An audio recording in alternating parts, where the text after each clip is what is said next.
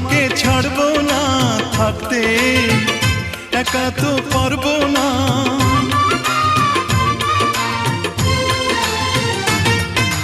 না না ভেঙো না আমার মন, আমি তোমার খুব আপন জন। মিষ্টি মিষ্টি কথায় আমার